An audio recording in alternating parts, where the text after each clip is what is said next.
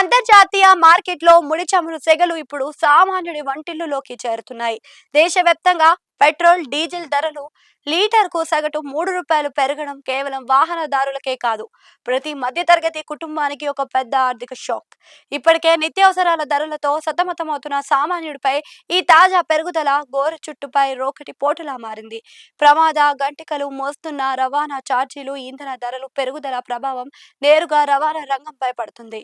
Diesel ధర పెరిగితే సరుకు రవాణా చేసే లారీలు, వ్యాన్ల యజమానులు తమ ఛార్జీలను పెంచక తప్పదు.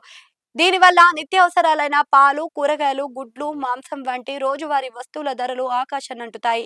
రైతుల నుంచి మార్కెట్కు, మార్కెట్ నుంచి రిటైల్ దుకాణాలకు సరుకు చేరేలోపు రవాణా ఖర్చు రెట్టింపు అవ్వడంతో ఈ భారాన్ని అంతిమంగా వినియోగదారుడే మోయాల్సి వస్తుంది. ప్రయాణం ఇక భారమే.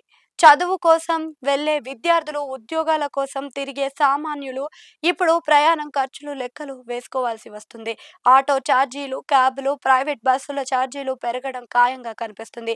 ఇప్పటికే పెరిగిన పెట్రోల్ ఛార్జీలతో సతమతమవుతున్న నగర వాసులకు తాజా పెట్రోల్ ధరలు కూడా పెరుగుదల అదనపు భారం.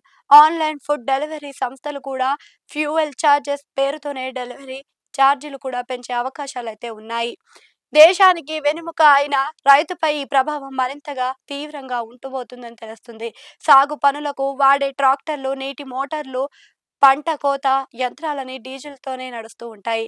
ఇప్పటికే ఎరువులు, విత్తనాల ధరలు పెరగడంతో సతమతమవుతున్న రైతుకు ఇప్పుడు సాగు, రవాణా వ్యయం పెరగడం పెద్ద దెబ్బ. ఇది చివరకు పంటల ధరల పెరుగుదలకు దారితీసి మళ్ళీ సామాన్యుడి భుజం వైపే, పల్లంపైనే ప్రభావం చూపుతుంది అని అంటున్నారు. సిమెంట్, ఇసుక, ఇనుప వంటి నిర్మాణ సామాగ్రిని భారీ వాహనాలలో రవాణా చేస్తారు. డీజిల్ ధరల ప్రభావంతో ఈ వస్తువులు కూడా ధరలు ఒక్కసారిగా పెరిగిపోతాయి. దీనివల్ల సామాన్యుడి సొంతింటి కల మరింత ప్రయాసంలోనే కూడుకున్నదిగా మారిపోతుంది. కాంట్రాక్టర్లు, డెవలపర్లు ఈ అదనపు వ్యయాన్ని ప్రాజెక్ట్ ధరల్లోనికి కలిపే అవకాశం కూడా ఉంది. మధ్యతరగతి పొదుపు మంత్రం జీతాలు పెరగవు, కానీ ఖర్చులు మాత్రం రెక్కలు కట్టుకొని ఎగురుతాయి. ఈ నేపథ్యంలో మధ్యతరగతి కుటుంబాలు తమ ఆర్థిక ప్రణాళికలను మార్చుకుంటూ ఉంటున్నారు. అనవసరం ప్రయాణాలకు స్వస్తి పలకడం, వ్యక్తిగత వాహనాల కంటే ప్రజా రవాణా లేదా కార్ పుల్లింగ్ వైపు మొగ్గు చూపించడం, వినోదం, బయట భోజనాలు వంటి ఖర్చులను తగ్గించుకోవడం వంటి చర్యలు చేపడుతున్నారు.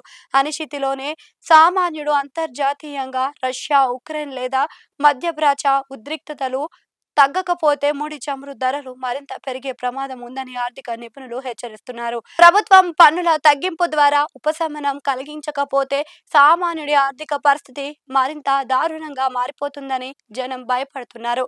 సంపాదన స్థిరం, ఖర్చు అస్థిరం అన్నట్లుగా తయారైంది ప్రస్తుత పరిస్థితి.